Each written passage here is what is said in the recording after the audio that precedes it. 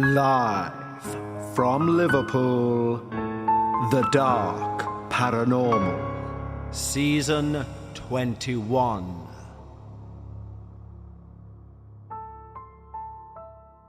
Hello everyone and welcome back to The Dark Paranormal, Season 21, Episode 6. Yes, we've started the ascent to our season finale already as we've passed our midpoint last week. And a huge thank you to each and every one of you listeners out there, because by all accounts it's our biggest season yet, and keep spreading the show please. That's the only way we get more stories, we get more experiences, and we can all learn more about a topic we all love. Yes, of course, before the story I'll give a shout out to our newest Patreons, but I want to thank all of the listeners who are non-Patreons too. Don't forget the part you play in this, your submissions, the way you can help spread the show, just by leaving a simple like or a rating review somewhere. It all helps us grow, and it all helps the Dark Paranormal remain moving forward, getting stronger and getting bigger. So a huge thank you to each and every single one of you. And we are working on some very special announcements to make throughout October. And I mean very big announcements. And I cannot wait to share them all with you. But we have the matter in hand of today's episode. Now, every so often, a story comes in that feels less like a simple haunting and more like a lifetime of being followed by something we can't quite explain. Tonight's listener, who wishes to stay anonymous, talks to us from Canada and brings us back through their childhood, their teenage years, and even into adulthood, as strange patterns begin to emerge in the dead of the night. But what makes this account all the more unsettling is, as you will see, it takes many years to discover that maybe it wasn't only them living through it. Today isn't really just an experience, it's a reminder to all of us that the darkness that we all feel from time to time, that chill down the spine, and we convince ourselves it's just us, it's after we gain this sort of paranoia, we may be getting haunted. We, as in I, the individual. But this show today reminds us that sometimes, perhaps, the darkness is spread evenly and malevolently across whoever it chooses. And it can work one of two ways. It could either work to make both people act in a sort of folie à deux, where they are both aware of each other's torment, or it can choose to isolate and separate. But whichever path this evil decides to take, one thing is for certain. It's going to result in emotional, possibly physical, and definitely spiritual trauma. However, before we hear this experience from our wonderful Canadian listener, we need of course to say a huge thank you to our latest team members over on our Patreon team. Now, if you've listened to any of our previous episodes, you will already know my stance on our Patreon. I think it's genuinely something magical. I don't claim any part in it other than setting it up, but the community there have genuinely built a safe and inclusive place for like-minded individuals interested in the paranormal, be you a skeptic or believer. And it's not just hyperbole when I say I would genuinely join for that community alone if I was not the host, sincerely. But when you do sign up, not only do you get to be part of that wonderful team, you also get early ad-free access to everything on the main feed, and you can also gain access to the entire back catalogue of Dark Bites. Now, Dark Bites is our Patreon-only podcast, where for 30 minutes every week of the year, we take a much more casual and conversational look at some of the shorter experiences that have landed in our mailbox. And as our Patreons already know, it's now my favourite show that I do, simply because the little twist we've added in is I do not know the experiences I'm about to read until I begin reading them. Therefore, my reaction is 100% legitimate in terms of what yours might be too. Or maybe it's completely different. I will then go on to surmise what I think may have happened. You will have your own opinion. And that's where the comments all come into play. But it truly is a fantastic place to be. It's one of my favourite things to do, making Dark Bites, and with over 130 plus hours of content that you can binge whenever you wish, it's most definitely somewhere that a paranormal enthusiast should be. So if you sound like you fit the mold to join our team, we're of course giving away a free week of the highest tier, meaning you gain full access 2 Dark Bites and that back catalogue of 130 plus hours by simply clicking the link in the show notes or heading over to patreon.com/The Dark Paranormal, just like the following wonderful new team members have. LPG Esquire, Chris Boylan, Samantha Barr, Rachel Carter, Will Joyner, Carlos Rapidos, Katniff, Jonathan Eason, Ariana Taylor, Johan Camerard, Geordie Trustwell, Chris Young, Toby Mateson, FOMO for Real, Louis Amaro, Christopher Johnson, Grant Hope, Joan Gainsmore, Peace Place Found, and B1%. Thank you so much, guys. I know I say it each and every week, but it's genuinely from the heart. This show simply wouldn't exist without you. And for everyone, I understand where we are financially in the world. You can still do your bit to support the show, absolutely free of charge, simply by subscribing or even leaving a review. Tell a friend. There's a lot of ways you can help absolutely for free, and genuinely, I appreciate each and everything that you do to help grow your show, our show, The Dark Paranormal. On which, right now, please lower the lights, make yourself comfortable, and most importantly, leave your disbelief at the door, as we hear all about the stain of evil. Hi. Although I've given you my name, I do wish to remain anonymous. I'm based in Canada, and I've been a listener for a while, and I feel this is the time to share what I and my family experienced. This is only my part of the story. The majority of my experiences took place in my childhood and up to my early 20s. I'm now 34.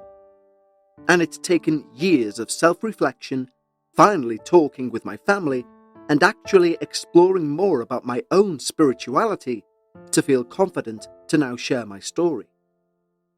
I will also say I'm an English Lit major, so bear with me if I overwrite or use too many commas while I write this down. This truly is my experience.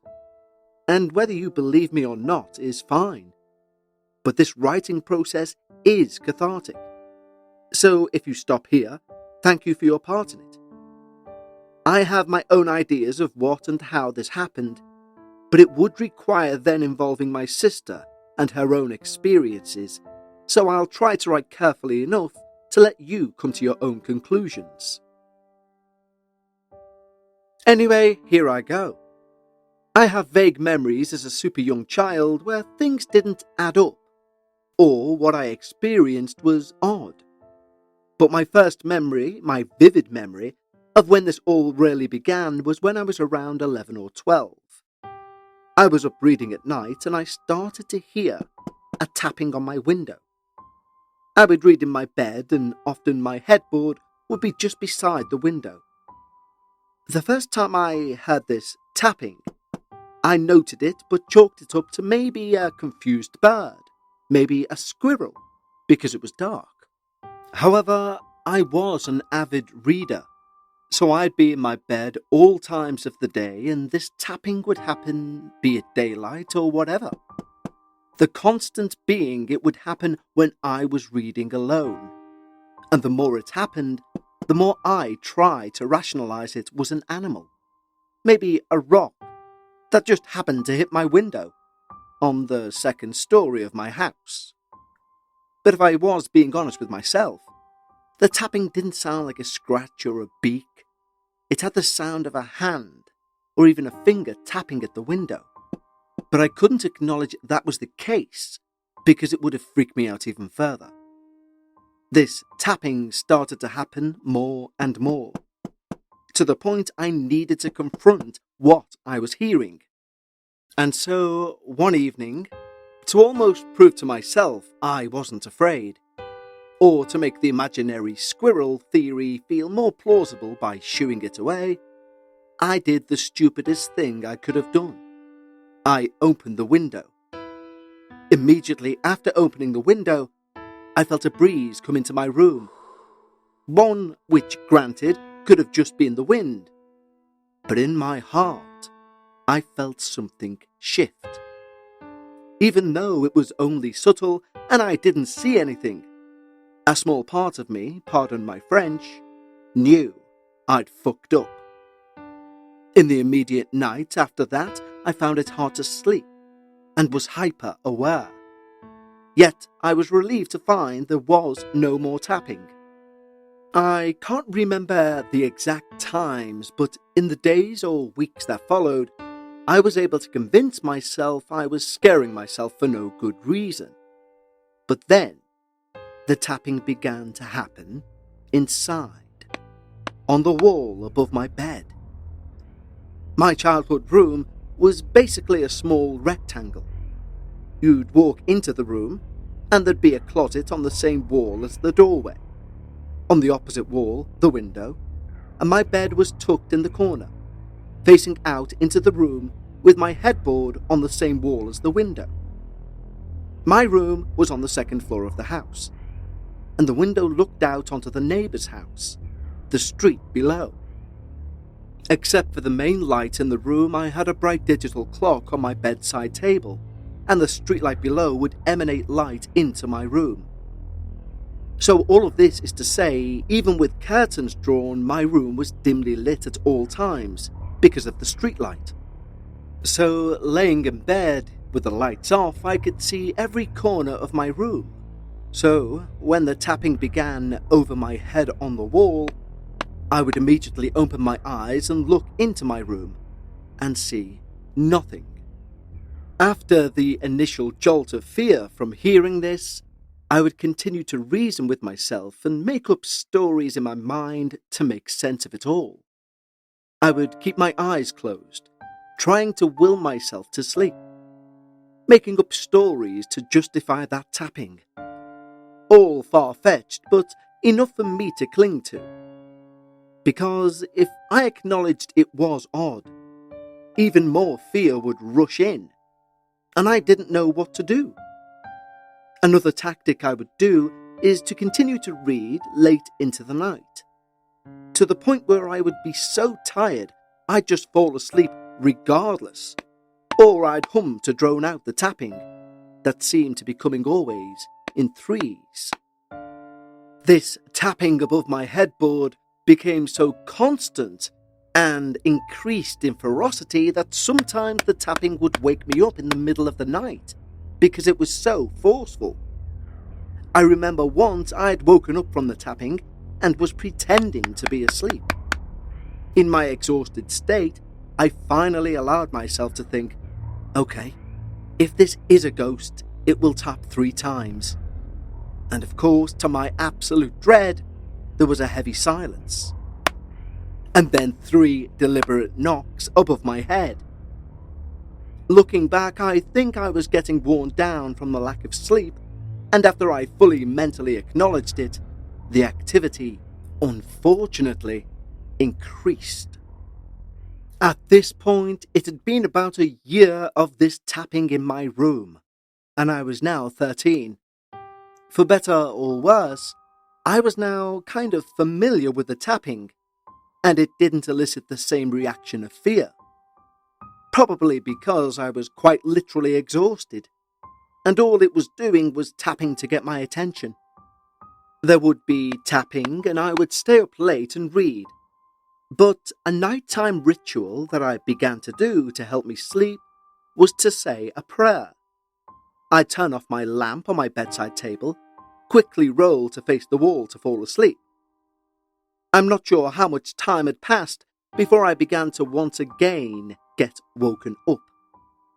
Not just by tapping over my head, but also to find the bedside table lamp back on. It's hard to try and describe this feeling without putting myself back in that memory and reconnecting with all those emotions of that time. But the first time this happened, waking to see my bedside table lamp on, it felt like this drop in my gut. This immediate jolt of wakefulness after being dead asleep. I've listened to previous listener experiences that describe this as almost a primal fear. That immediate feeling of danger that can't quite be explained. So it felt like that, only I was a 13-year-old girl. I really could not make any sense of this, nor can I now. But at the time, denial was my only way to feel like I had some grasp on the situation. So I still attempted to explain this thing away, even though I knew in my heart of hearts it just wasn't true.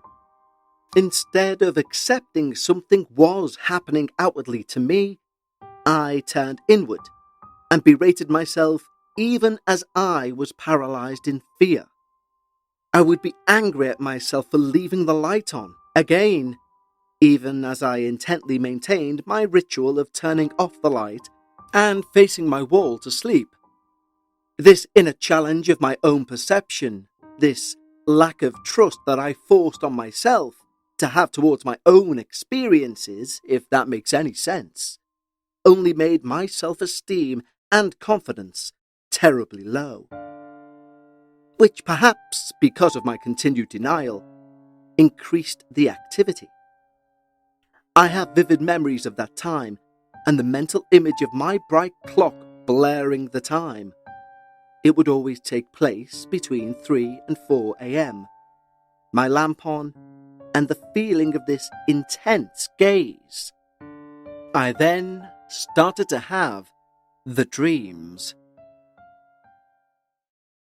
Sometime between the ages of 13 and 15, I started to have a recurring dream where I was in a wooden building of some kind with rafters.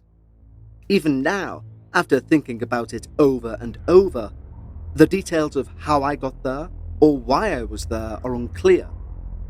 But I remember the feeling of hiding.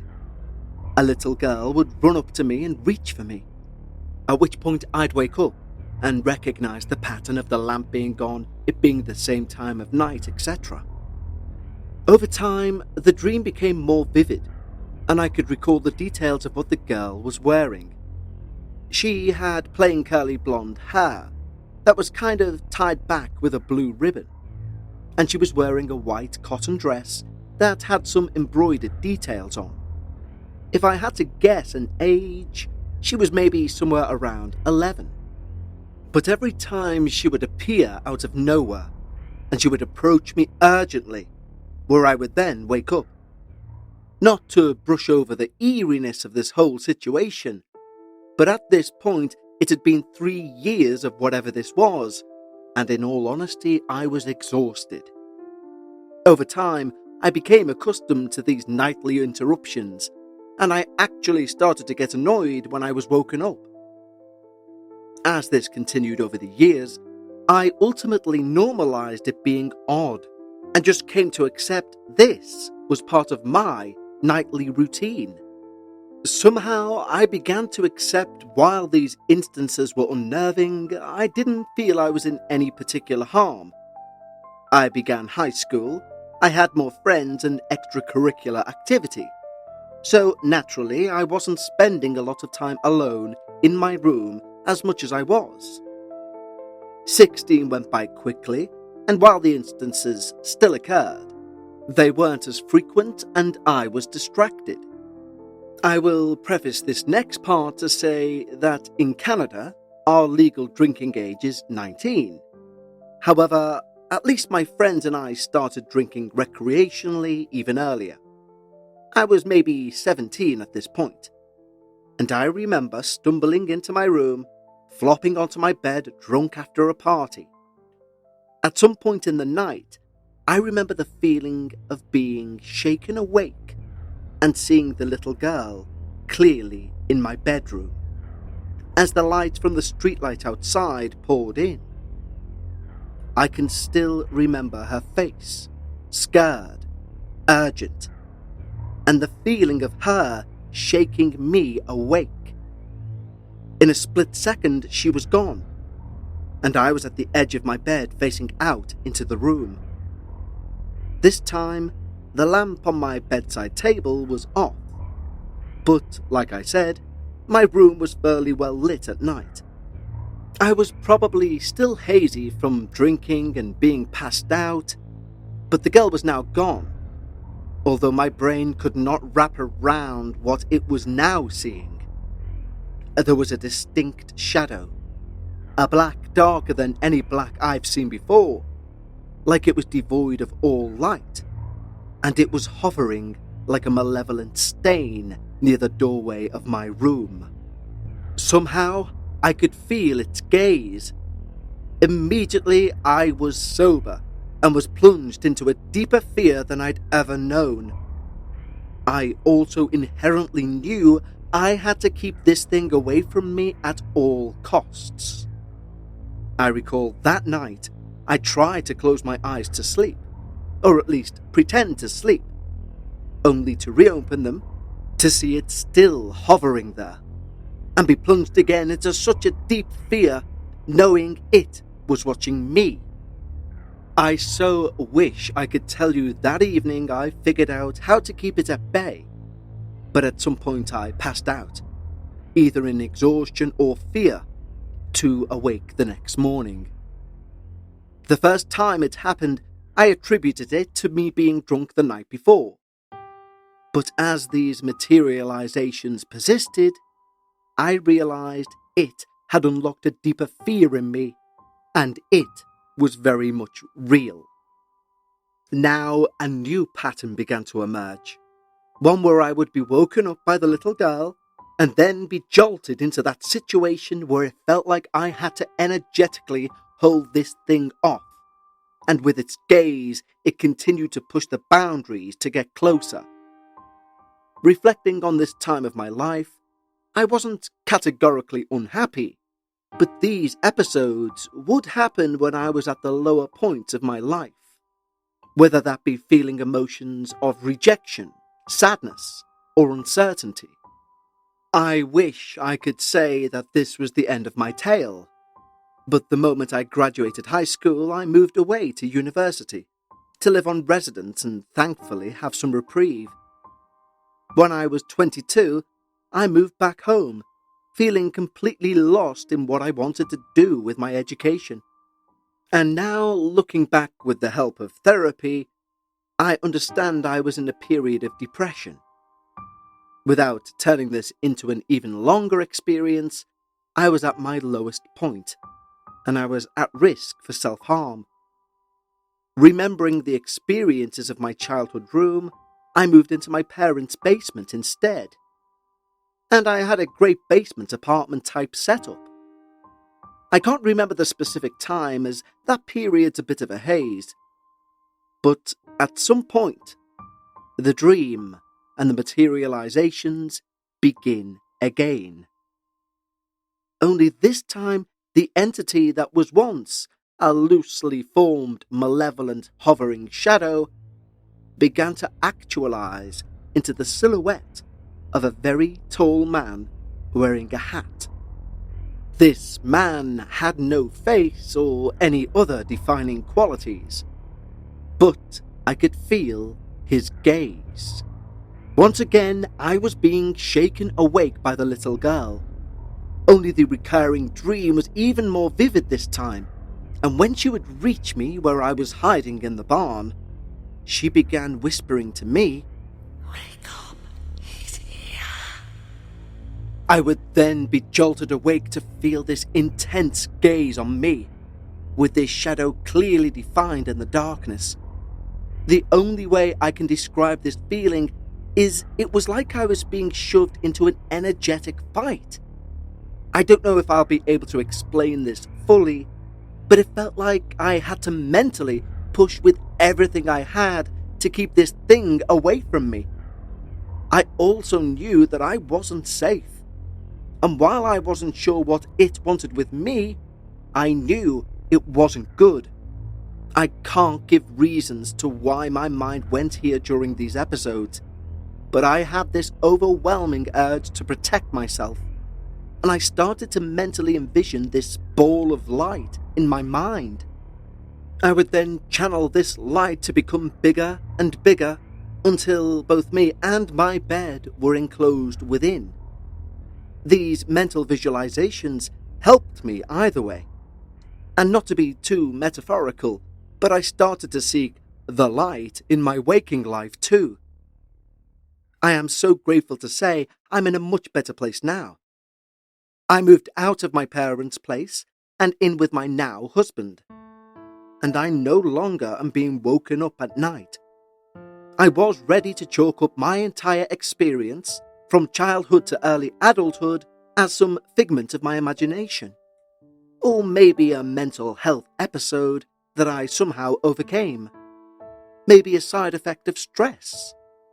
All of this could be true, and I was more than willing to close that chapter of my life with those as reasons.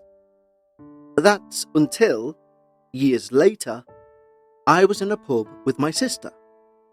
She was in a fight with our parents at the time over the fact that despite living with them, she was never home, and they were concerned that she was being irresponsible.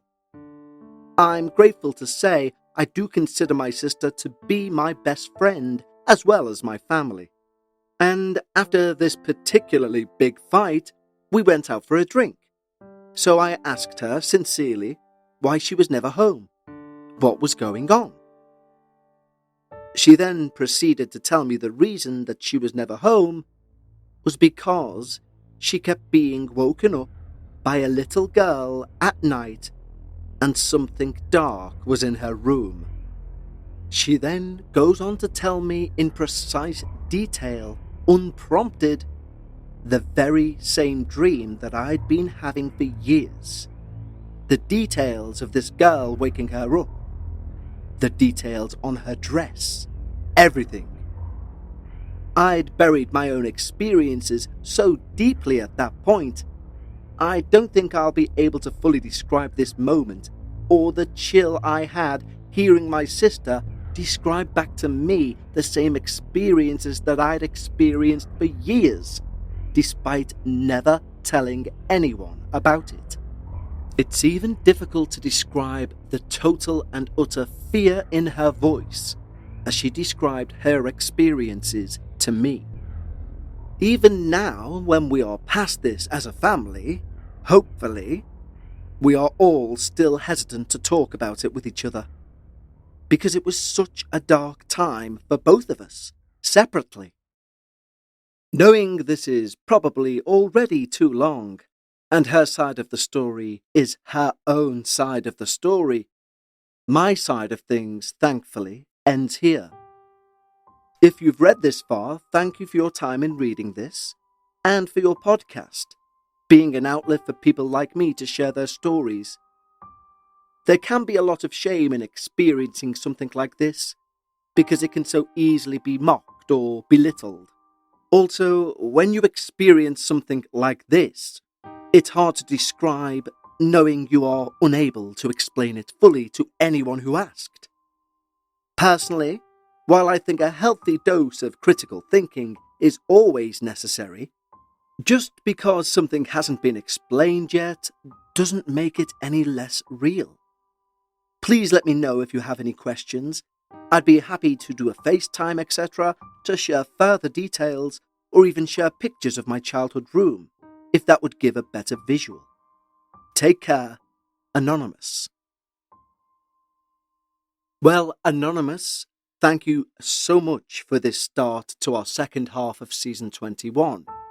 Now, I really ummed and ahed about airing this episode, and it's nothing to do with the content, it was whether I could do it justice, because reading it in the way I normally read things on this show, normally, as we all know, we build into the season as we move forward through episodes, and things start looking more poltergeisty, etc. And this is much more of a subliminal sort of haunting. I've used the word qualia before, and although I'm sure probably all of you know what it is and what it means, for those who don't, without trying to sound patronising, the definition of qualia literally means something you can't explain. So, for example, if you had an emotion that you can't really verbalise, you would say, I've got this emotion that has a certain qualia to it. So, for example, there would be descriptive words around that emotion, which are in the general ballpark, but you know are not the right word. So, for example, well, are you depressed? No, but it's similar. Is it a form of melancholy? No, but you're on the right lines. And there will be no real word that describes how you feel, so you would say, it's similar to that, but I know that's not what I'm experiencing, and I have no words in the English language to describe it. Therefore, the feeling I have is a qualia. And when I finished reading this experience, Anonymous, A qualia, as in a qualia, is exactly what I experienced. I was disturbed is the nearest I can come to the description. I wasn't terrified, I didn't want to hide. It wasn't like some of the other experiences I've covered where I didn't feel safe. There was a very subliminal disturbance of my psyche, is the closest I can get to the feeling I had whilst reading this. And that's exactly why I wanted to ensure I gave this story my best shot. I wanted it on this season because if it gave me a feeling I very rarely encounter on this show, that tells me it needs to be shared. And also, the entity that you're describing is something I don't think we've really touched on or looked at before. There are several different elements which tap into almost vampiric sort of activity. There's an initial asking to be let in, the tapping on the window. You obviously open the window and receive a slight breeze, which can be very well taken as the spirit entering. It then starts knocking in threes above your head. We've heard that before in other experiences. It then manifests initially as this dark, malevolent stain. You eventually move to university and receive no more spiritual troubles, which does again infer that whatever you let in through the window has chosen to remain in the house. When you return, it's clearly fed off whatever energy is in the house, and that dark stain has now manifested into this top-hatted gentleman. This is all great in theory, but where it falls down slightly is the idea of this little girl. Where does she enter? It's not like she would have entered with that cloud or that breeze, at least not in my opinion.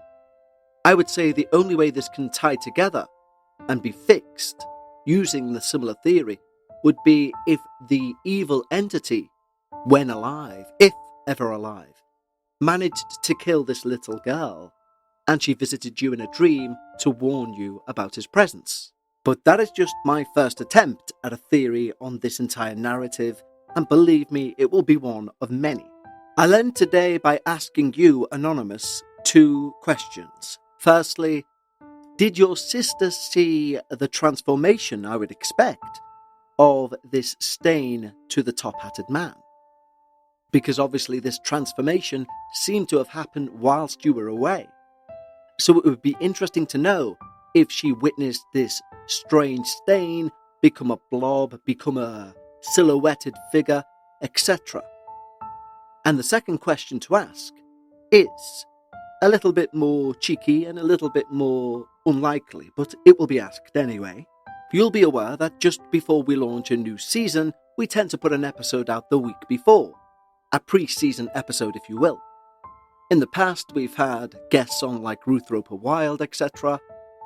But where you mentioned at the end of your email about potentially doing a Zoom call to discuss more details, I put it to you as a question and a hope that maybe you and your sister could get together for a Zoom call and we will have an interview about your entire experiences together, so that A, we can get your sister's version of events, and B, we can almost get a kind of voluntary folie à deux where you both may egg each other on and remind each other of certain aspects which you've both forgotten.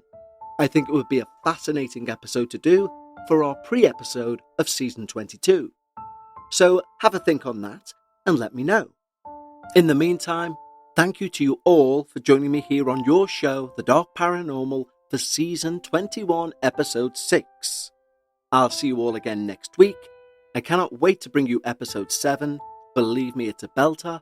And until then, remember, when you're discussing the paranormal, always try and keep some of your disbelief at the door. And I'll see you next time, right here on The Dark Paranormal.